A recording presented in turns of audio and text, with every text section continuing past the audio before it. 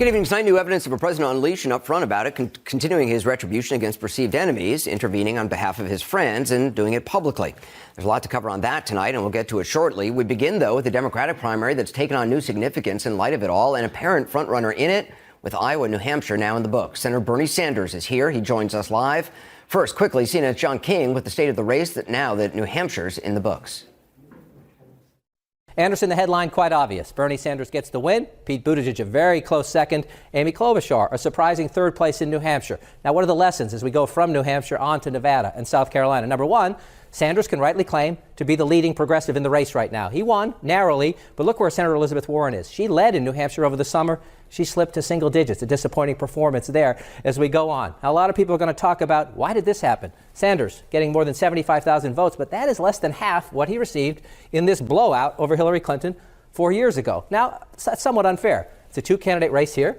You have a multi-candidate race here, but still people will ask, if Bernie Sanders says he can bring the new voters, bring the high energy, bring the turnout, why did he slip so much in New Hampshire? A question to ask as we go forward. The other question here is, what happened to the former vice president, Joe Biden? 8.4%, allowing Buttigieg and Klobuchar for now to emerge as the leading centrists or moderate candidates. Another thing we saw play out here in the race is the others, especially Mayor Buttigieg, ran very well in places we'll call Sanders strongholds. These are the towns where Bernie Sanders ran it up the most, the highest victory margin against Senator Clinton, Secretary Clinton, 4 years ago. Look, some of the light green, that's Mayor Buttigieg. A little bit of the dark green, that's Senator Klobuchar, making inroads in what was, in the last campaign, the foundation of the big Bernie Sanders victory. Something else we saw in New Hampshire last night was a definite split, worth watching as we go forward, among income groups. Bernie Sanders says he's the candidate of the working class. Blue-collar voters, well, he proved that last night in New Hampshire. Among those making under $50,000 a year, Senator Sanders winning with 38%, more than 2-1 over Mayor Buttigieg, then Warren, Klobuchar, Biden. Bernie Sanders can rightly claim blue-collar workers like me. But there's a flip side to that. Look at this among voters who make $100,000 a year or more. Very important suburban constituency, particularly for Democrats as they move through this campaign. There, Mayor Buttigieg with a big win, followed by Klobuchar, Sanders in third. So lower income, middle class income goes to Senator Sanders, more affluent voters splitting for the moderates. Here's another way to look at that. If you look through the state here and you just pop out the 25 wealthiest towns by median income in the state of New Hampshire, look at all that green. Mostly Buttigieg, a little Klobuchar, only 2 going to Bernie Sanders. This is a dynamic worth watching as we go into more diverse states, especially we go into the big states of Super Tuesday. Can Senator Sanders expand his horizons and get to the upper income voters? Can the moderates get down to the blue collar workers? That's a test we will see as we go forward. But for now, today, Bernie Sanders says, I have a win and I can keep going. We won the popular vote in Iowa. We won the vote here in New Hampshire. I believe we're going to win in Nevada. I think we're going to win in South Carolina. I think we're going to win a whole lot of states on Super Tuesday. We're feeling great. We think we're on a path to victory. We'll win the nomination, and I think we're going to beat Donald Trump big time. And with that on the table, we are joined now by Senator Sanders. Senator Sanders, congratulations on the victory last night. How do you feel? I feel great.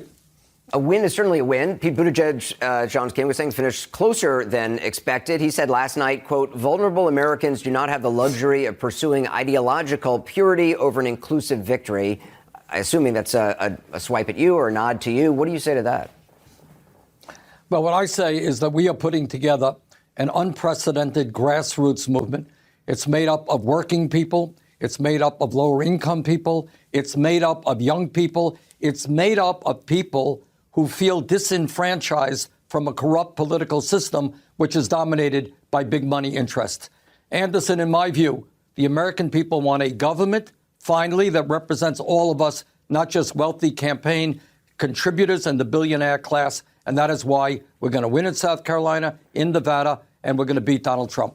Some of the analysts last night, said, look, if you take all the people who voted for Buttigieg, Klobuchar, and certainly a lesser extent Vice President Biden last night, it's more than 52% of the vote, a big chunk of people going toward a more moderate side of the party. Can you win the nomination without voters who likely have already considered your plans for Medicare for all or free college tuition and determined they don't want that? Well, actually, I think if you look at the exit polls yesterday in New Hampshire, if my memory is correct, Medicare for all was extremely popular. And it was one of the reasons that we won. I think, Anderson, that the more we have an opportunity, and if we're in the general election, we certainly will, to talk about a dysfunctional healthcare system in which we spend twice as much per capita as the people of any other country, and yet 87 million of us are uninsured or underinsured. 30,000 die each year because they don't get to a doctor. 500,000 people go bankrupt because of medically related bills. And we pay the highest prices in the world for prescription drugs. You know what? I think people will be very supportive of Medicare for all and help us win the election. Pete Buttigieg has actually been focusing on Medicare for all. And one of the things he said to CNN this morning was about union health care plans. And I just want to play that for our viewers. It's from CNN this morning. When you're in Nevada, you talk to a lot of folks, including workers in organizations like the Culinary Workers Union and other labor organizations that have fought hard for good health care plans. And Senator Sanders' message that he's going to erase those plans and replace them with a single government plan for everybody is going to be, I think, a very tough sell among voters who want to have that choice. That's a 60,000-member union. He says they're handing out flyers saying that you want to end health care for their workers and their families. No, it's not exactly what that flyer is about. But the truth is, I have far more union support, to the best of my knowledge, than Mr. Buttigieg does. And in fact, many of the unions are strongly supporting of a Medicare for all single-payer system. And I'll tell you why. Because when unions sit down and negotiate with their employers, very often what the employer will say, well, you know, I can give you a 2% wage increase, but I'm going to have to cut back on your health care benefits. Talk to any union official, and they will tell you they spend half their lives just trying to protect the health care benefits that they have. We are the only major country on earth not to guarantee health care to all people.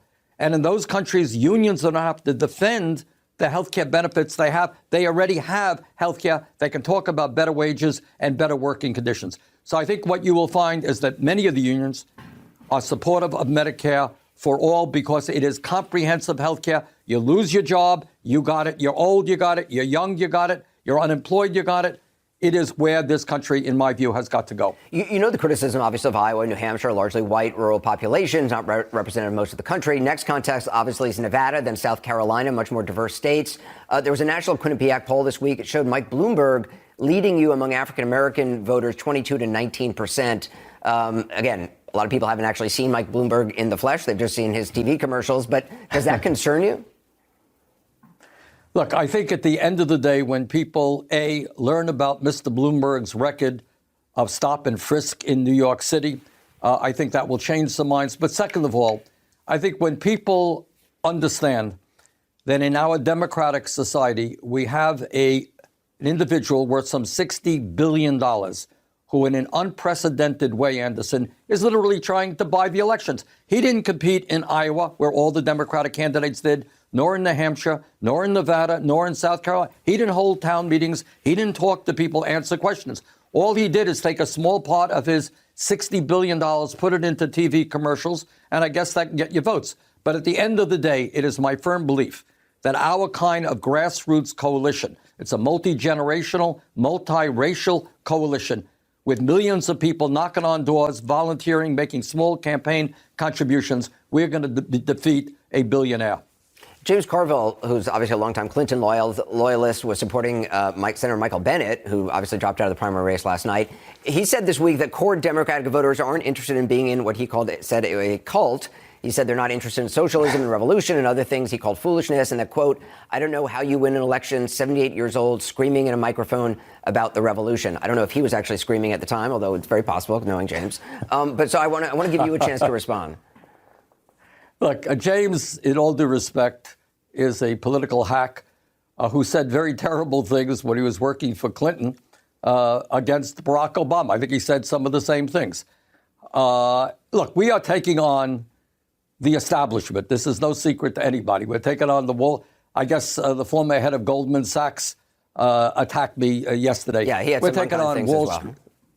He did, yeah, Wall Street. And the insurance companies don't like me. And you know what? The pharmaceutical industry, which is charging us 10 times more for the same drugs they sell in Canada, they don't like me either. Nor does the fossil fuel industry, because their product happens to be destroying our planet. Nor does the military-industrial complex or the prison-industrial complex. We are taking on Trump, the Republican establishment, Carville, and the Democratic establishment. But at the end of the day, the grassroots movement that we are putting together of young people, of working people of color, want real change. But you know, and they want us to take Right. Yeah, I'm sorry. Go ahead. Though, it's not all, just establishment folks who have a vested interest. I mean, there are, American citizens who, went out to vote in New Hampshire and voted for Klobuchar or voted for Buttigieg or in some cases Biden, who just feel like revolution it's just too much. They maybe like their plans. They don't want their insurance taken away for something else in government hands they don't have, any idea about. Well, first of all, I think if you look at the issues that we are talking about, raising the minimum wage to $15 an hour, enormously popular. Demanding that the wealthy and the powerful and large corporations start paying their fair share of taxes, enormously powerful and popular. Making public colleges and universities tuition free. As I said earlier, Medicare for all was one of the reasons we won in New Hampshire. It is very popular in New Hampshire, and I suspect among Democrats all over this country. Criminal justice reform, immigration reform. These are issues that the American people, in fact, support. And we're going to win this election because we are prepared to stand up to Wall Street and the corporate elite and finally do what the American people want. Senator Bernie Sanders, appreciate it. Thank you. Thank you. Just ahead, the other contender in the liberal lane, Senator Elizabeth Warren. She joins us. And next, the president was asked today what he learned from impeachment. The answers and what he said and what he's been doing are raising yet more concerns about a president with absolutely no guardrails. We're keeping him honest. Today's Abraham Lincoln's birthday. Here's part of how President Trump marked the occasion. What lesson did you learn from impeachment? That the Democrats are crooked. They've got a lot of crooked things going. That they're vicious. That they shouldn't have brought impeachment. And that my poll numbers are 10 points higher because of fake news like NBC, which reports the news very inaccurately, probably more inaccurately than CNN, if that's possible. So that's what he's learned. That's the heir to Lincoln's legacy, the leader of what was once known as the Party of Lincoln, this afternoon seeming to confirm that he learned none of the lessons that many Republicans may have hoped he would before voting to acquit him. Ever since, as you know, he's been carrying out retribution against perceived enemies and now seeking to protect friends. This morning, he began reveling in it, tweeting this about the Justice Department's decision yesterday to scale back the sentencing recommendation for his friend Roger Stone. Quote, congratulations to Attorney General Bill Barr for taking charge of a case that was totally out of control and perhaps should not have even been brought. When this happened, just hours after an early morning presidential tweet decrying the tougher recommendation, 4 federal prosecutors withdrew from the case. That happened yesterday. Here's the president's reaction today. Mr. President, you're concerned about the 4 prosecutors? I'm not concerned about anything. Does it show that there's something wrong with you? I'm not concerned about anything. They ought to go back to school and learn, because I'll tell you, with the way they treated people, nobody should be treated like that. He also thanked the Justice Department while at the same time denying that he played any role in their decision. And I didn't speak to him, by the way, just so you understand. They saw the horribleness of a 9-year sentence for doing nothing. You have murderers and drug addicts. They don't get 9 years.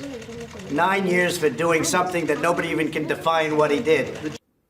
Murderers generally get more than 9 years. Actually, those prosecutors also did define what Roger Stone did, and actually a jury, which is our system in this country, convicted him on all 7 counts of lying to Congress, obstructing an official proceeding, and witness tampering in the Russia investigation.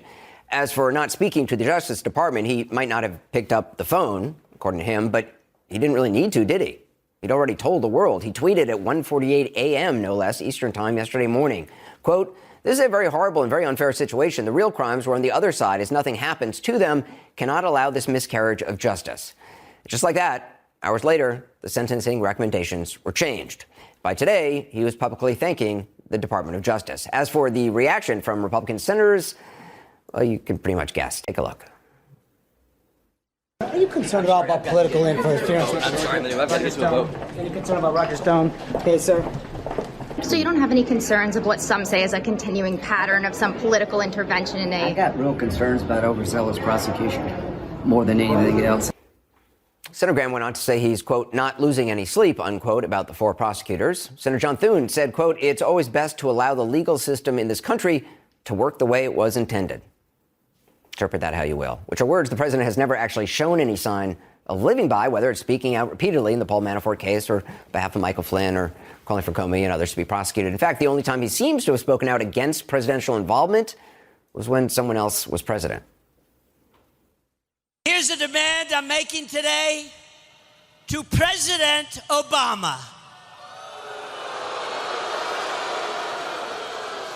Mr. President, will you pledge not to issue a pardon to Hillary Clinton and her co-conspirators for their many crimes against our country and against society itself? Will you make that pledge?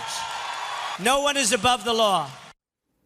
Secretary Clinton, as you know, was never convicted of, let alone charged with any crime. As for no one being above the law, the fear now is the president is acting as if he is. This comes just days after the president fired a decorated combat veteran, Alexander Vindman, for testifying to Congress. Oh, his twin brother as well. And firing Ambassador Gordon Sondland, who also testified. Today, the White House formally yanked the promotion of a former Justice Department official whose office oversaw the Stone case, as well as the case of former FBI Deputy Director Andrew McCabe. One person familiar with the president's thinking telling CNN today that the problem was that she did not do more to get involved in those cases. Today, House Judiciary Committee Chairman Jerry Nadler says he expects Attorney General Barr to testify late next month to address, quote, improper influence over the department. Here's some of his past testimony on the subject. Attorney General Barr, has the president or anyone at the White House ever asked or suggested that you open an investigation of anyone? I wouldn't. Yes or no? Could you repeat that question? I will repeat it. Yeah. Has the president or anyone at the White House ever asked or suggested that you open an investigation of anyone? Yes or no, please, sir? The president or anybody else? Seems you would remember something like that and be able to tell us. Yeah, but I'm trying to grapple with the word suggest. I mean, there have been discussions of matters out there that they have not asked me to open an investigation, but Perhaps they've suggested? I don't know. I wouldn't say suggest. Hinted? I don't know. Inferred? You don't know. Okay. He said back then he didn't know. Tonight, the question is, how could he not? Joining us now is Senator Chris Murphy, a Democrat of Connecticut. Senator Murphy, the fact that the president says what he learned from the impeachment trial is that the Democrats are crooked and vicious, it doesn't sound like someone who's learned any lessons that some of your Republican colleagues have said is the case or hoped was the case. Well, I mean, he definitely learned a lesson. He learned that he could get away with corrupting his office with absolutely no consequences. And, you know, we all knew it was laughable when our Republican colleagues who were voting to acquit the president suggested that he will have learned his lesson. Well, he did learn a lesson. What he learned is that he can do anything. He can use all of the tools that are at his disposal in the White House, at the State Department, at the Justice Department, in order to destroy his political rivals, in order to silence anyone who speaks out against him, and to forgive, pardon, or let off the hook his co-conspirators. That's the lesson that he has learned. And what I think we all worry is that we're just seeing the tip of the iceberg. He essentially has a get-out-of-jail-free card from Republicans in the Senate. And so if he could get away with corrupting our Ukraine policy, if he can get away with firing everybody who told the truth about it, and if he can get away with lessening the sentences of people who offended in his name, I just don't know that there's any end to this. I mean, if President Obama had gone after the federal prosecutors and federal judge involved in prosecuting one of his cronies who'd been convicted of multiple felonies by a jury, you know, there's no doubt Republicans would have flipped out. Maybe, you know, he would have even stood up to, you know, previous Republican presidents who might have tried such a thing, but not this president. No, I mean, listen, I mean, that's obviously the case. Just imagine what Lindsey Graham would be screaming about if President Obama had engaged in any of the conduct that is happened in simply the last 3 days. And what we're seeing is the Republican Party turn into a cult. They have a dear leader that they follow without question. And it's really sad to see. I mean, it's really heartbreaking to see Republicans in the Senate who I know in their heart understand the damage that's been done to democracy fall in line over and over and over again. And, you know, we all worry that they're going to wake up someday in the near future and find our democracy gone. It's a fragile, delicate creature. It's only been around for 240 years, and I don't think anybody should assume that it's going to be around for another 240 if you don't take steps to protect it from people like this. You think it's that bad? I mean, you think this actually democracy could come to an end? Listen, I think that there are all sorts of different versions of democratic governments out there. And I don't know that in the next 10 to 20 years, America transitions into a Saudi Arabian-style autocracy. But we certainly could all lose our rights of political dissent if we all of a sudden find out that the Justice Department targets people who criticize the president or is lenient on those who commit crimes directed by the president or in coordination with the president's political agenda, then all of a sudden that doesn't feel like a democracy to me. And then all of a sudden it just makes it a lot easier for people who are in power to stay in power. I mean, that's the fundamental, that's the foundation of our democracy, that you can't use your official powers to try to preserve your power. And that's what the president is doing today on almost a daily basis. Just lastly, part and parcel of keeping the president's powers in check, the Senate, in a bipartisan vote, passed a war powers resolution today that would restrict the president from taking action against Iran without Congress's approval. The president tweeted the resolution shows, quote, weakness, and Democrats are just trying to embarrass him. Some 8 Republicans joined Democrats in passing the measure. What do you say to him? What do you say to the president on this? Well, I mean, listen, this is a sliver of good news. We were able to get a few Republicans to join with us to make clear that he can't go to war with Iran without congressional authorization. And there are other ways in which Congress is trying in a bipartisan way to push back on the ways in which the president has abused his power. I'm going to be going this weekend to Ukraine, the first congressional visit there since the impeachment trial with Republicans. And I will be sending a message once more to President Zelensky that he should stay out of American politics, even if Rudy Giuliani is still skulking around. So whether it be a war powers vote or trips abroad to try to make sure that our foreign policy doesn't continue to be perverted by this president, we're going to have to all be active in defense of democracy. Senator Chris Murphy, I appreciate your time. Thank you. Thanks. We're going to have more on the story just ahead. Alan Dershowitz, one of President Trump's attorneys during the impeachment trial, joins us, and CNN's Jeff Toobin to talk about the Stone case. Later, Senator Elizabeth Warren on her disappointing performance in New Hampshire and why she says the race is far from over.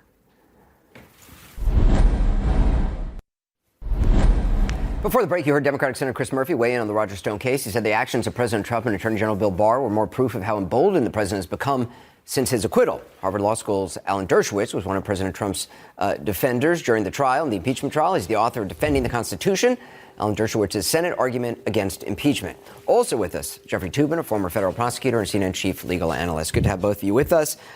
Jeff, the president today congratulating Attorney General Barr on Twitter, saying of taking charge in the case, thanking the Justice Department. You know, the power to prosecute is maybe the greatest power the federal government has, except maybe to make war. You know, they can lock people up. They can execute people. And one of the bedrock principles of what we do as a government is to treat everybody the same. We don't have the executive, who happens to be in charge now, single out his friends for harsh or easy treatment or his enemies for harsh treatment. And to have the president pick his friend to have his sentence, recommendation overturned is just a perversion of everything that the Justice Department stands for. Professor Dershowitz, the president says he didn't intervene in the Justice Department's decision. Does, his critics say, look, he doesn't have to pick up the phone and call the Attorney General. He tweets out his thoughts, and the Attorney General knows what to do. What do you make of it? Well, that's clear, and that's clear. The issue is whether or not that's unlawful or unconstitutional. And our Constitution puts the president in charge of the executive branch. And we know that President Jefferson micromanaged the Aaron Burr case. We know that President Franklin Delano Roosevelt micromanaged the case of the German saboteurs and determined what their sentence was going to be. And we know that President George H.W. Bush pardoned Caspar Weinberger on the eve of his trial in order to prevent Weinberger from pointing the finger to him. We live in an imperfect world because we have a very schizophrenic Justice Department. No other Western democracy merges the two roles of the Attorney General. He is the Minister of Justice, the advisor to the president, the political advisor, the cabinet member, and he's also the chief law enforcement official. In England, they have a separate office, Director of Public Prosecution. In Israel, a separate office. Many other countries, separate offices, so we don't have that problem. But in our country, we do have that problem. I wish we could eliminate it, and we could eliminate it if we created a new department, a Department of Public Prosecution, which would be generally operated out of the courts and not by the executive. But right now, presidents throughout history have put a thumb on the scale, have helped their friends, hurt their enemies, and it's not a good system. I wish we didn't have it. In this case, of course, the sentence itself, I hope Americans really pay attention to this, because the sentence itself was absolutely outrageous. Now, president shouldn't be focused on one sentence. He should be talking about how sentences have gotten out of hand. This guy got 4 times the amount he would have gotten had he pleaded guilty, and that's called the trial penalty. And so there are a lot of problems and issues here, but it shouldn't be done selectively. It should be done across the board. But Alan, it seems like your point is because other presidents have behaved badly, it's okay that this president behaved badly. It's not required for presidents to abuse their power in this way. So why should President Trump have done it? Of course not. Well, nobody should abuse their power. Obviously, the question is it within the power of a president to intervene? He says he didn't, but to intervene in order to try to lower an outrageously high sentence. If the president did it routinely and said, look, I'm going to look into harsh sentences. I see that as part of my role as checks and balance. I'm going to commute, I'm going to pardon, and I'm going to influence the Justice Department to reduce sentences. I'm going to try to get rid of the guidelines. As you know, when the guidelines came into effect, 20% of people pleaded not guilty, went to trial. Now it's something like 3 or 4% because the trial penalty is so great that people are afraid to go to trial, and they're getting... When you sentence an old man, a first offender, nonviolent, to life imprisonment, right, but this is not anything the president has ever talked about for a person that age. I mean, it's not. This is not. No, something... he has talked about that. He has talked about that. I mean, he has talked about that. He's talked about excessive sentences. He talked about it with the First Step Act. I hope he will talk about it more generally now, because I think the American public. I mean, he has a record of wanting people to be killed. I mean. He's not exactly all the time talking about harsh sentences and making this a focus. He's talking about helping out his friend. I would love to see the president make it as part of his policy to reduce sentences across the board, to make sure that the trial penalty is eliminated or reduced. This could be a wake-up call. Look, civil libertarians and liberals should be outraged at the 7 to 9 year sentence that was recommended by the Justice Department first of all, here. Alan, and it was they a would be recommendation. if it weren't wasn't for this the sentence. president. Yeah. It wasn't the sentence. And isn't the fact that he hasn't spoken out on other defendants make it worse that he spoke out on this one because this is his friend? This is someone who potentially could have testified against him. Doesn't it make it worse that this is the one case he chose to speak out on? Like in the George H.W. Bush case. Of course, when the president picks one case, it's usually a case that's come to his attention for one reason or another. But Jeffrey, are you seriously saying that it matters that this was just a recommendation? You know how infrequently judges don't follow recommendations? It's prosecutors' recommendations that result in the trial penalty and coercing people into going to plead guilty when they have close cases for which they could be acquitted. So it's the recommendation of prosecutors that's the real problem. Paul Manafort got considerably focus on this, even if this situation. Yeah. Paul Manafort got considerably less than the guidelines. Roger Stone was very ably defended. Yeah. So the idea that this was a sentence of 7 to 9 years, it's simply not true. This was a recommendation of the Justice Department. It was consistent with what the probation department terrible recommended. Recommendation. I think it was a very high recommendation. I agree with you on that. But the idea that the president of the United States decides this one case, and by the way, in that tweet, he said the Democrats should be the one who is prosecuted. So he's not just defending his own friend. He's asking for his enemies to be prosecuted too. We're out of time. I appreciate it, Professor Dershowitz. We haven't seen that happening. But I hope this will result in reform in the system. That would be a good thing. Professor Dershowitz, thanks, Jeff Toobin as well. Up next, my interview with Senator Elizabeth Warren, how she says she can turn her campaign around. Hey everyone, Barbara McDonald here, host of the brand new podcast from HLN, Down the Hill, The Delphi Murders. In February of 2017, Abigail Williams and Liberty German went for a hike on a warm day in Delphi, Indiana, and vanished. Nearly 24 hours later, their bodies are found in the woods. Police began working a crime scene they say they'll never unsee. They soon find Libby's cell phone, which has video and audio of the killer, who 3 years later remains on the loose. Search for Down the Hill, The Delphi Murders, wherever you're listening now.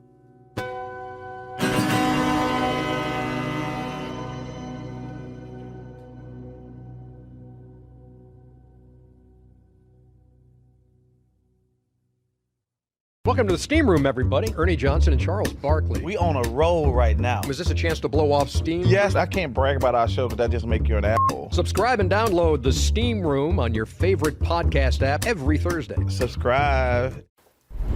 Elizabeth Warren's presidential campaign is clearly reassessing its strategy tonight. The Massachusetts senator led polls just a few months ago. However, she's now had two poor performances in a row, placing third in Iowa, fourth in New Hampshire.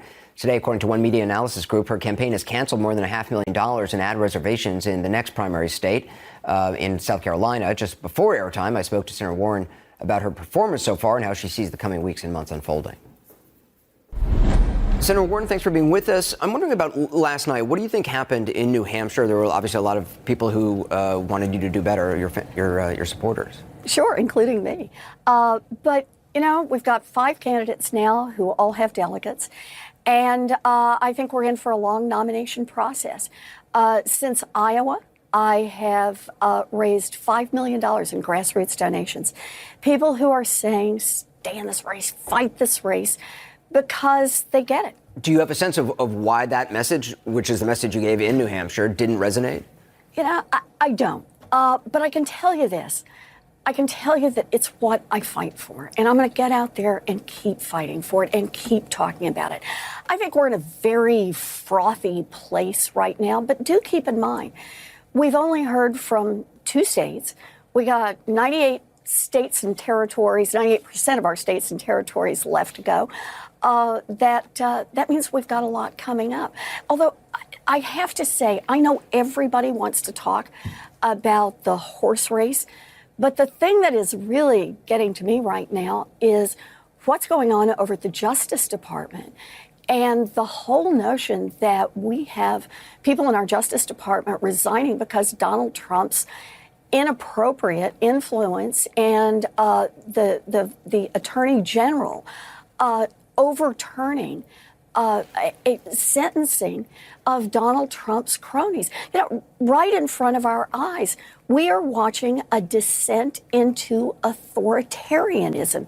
And this just seems like a moment to me. Everybody should be speaking up. Yeah. Presidential candidates should be speaking up. People around this country should be speaking up. I said we can't have this. Last night, I think I said on air that, the Washington Post says democracy dies in darkness. It actually doesn't. It dies on television. It dies right under the lights of, the bright of day. This is an attack on the institutions and justice. That's right. And with people not doing something, understand.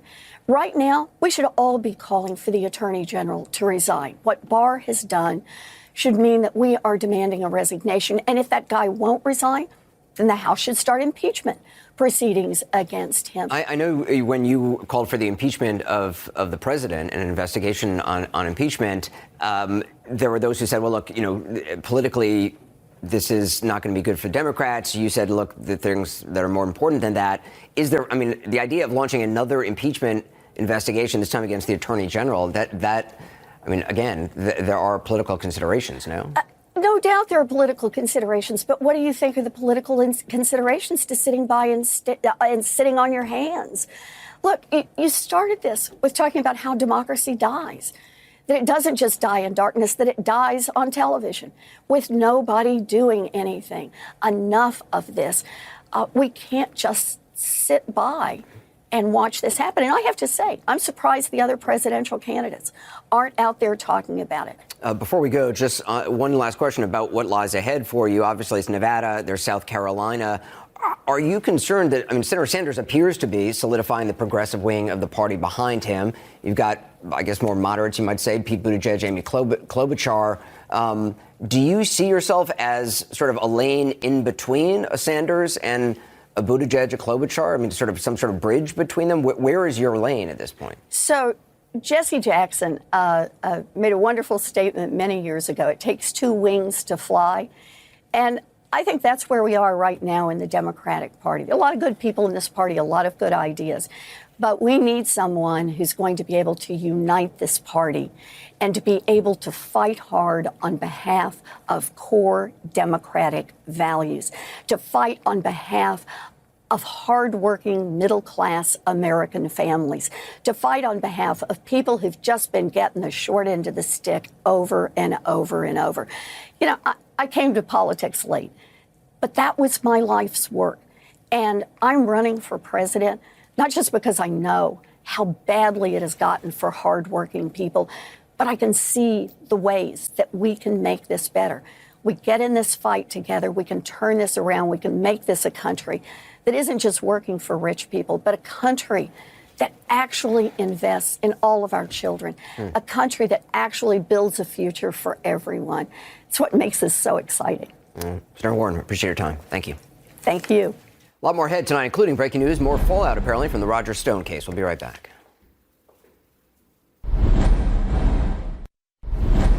Let's check in with Chris, see what he's working on for Cuomo Prime Time. Chris? It's the worst thing we've ever seen a president do when it comes to the administration of justice domestically. It's not even debatable. You'd have to look at something like Nixon. I listened to Dershowitz. I love those segments with you, Toobin, and him. I was very disappointed in that one. I'm disappointed in the professor's position. I imagine if it were his client and the president said the reverse, instead of it's too big a sentence, it's too soft, put him in jail for longer. I wonder what Dershowitz would say then. I bet you it would be a different argument, and that's the problem here. Politics doesn't mix with the administration of justice. It's not debatable. We're going to take on what the problem is. I have evidence of the same. We will lay out what happened here. The only question is what can be done about it. We have Senator Blumenthal here about what can be done by Congress, and what can the Democrats do to win this election, because that's the only check on this president. Do they have someone for the job? No. Chris, we'll see you then about 6 minutes from now. Appreciate it. See you in a few minutes. On that front, there's breaking news straight ahead on yet more turmoil at the Justice Department. It's breaking news from CNN's Evan Perez tonight. People familiar with the situation say that more prosecutors at the U.S. Attorney's Office in the District of Columbia have discussed resigning in the coming days. Just the latest in a week since President's acquittal that has seen both Alexander Vindman and his twin brother fired. Ambassador Gordon Sondland fired as well. The president attacking the Democratic senators and one lone Republican who voted to convict. The Roger Stone developments and the apparent retaliation against the former Justice Department official who oversaw that case. CNN's Jim Acosta is at the White House for us tonight. So you look at all of that. It's only been a week since the president's acquittal. I know you've been talking to people. Do you know what could be next?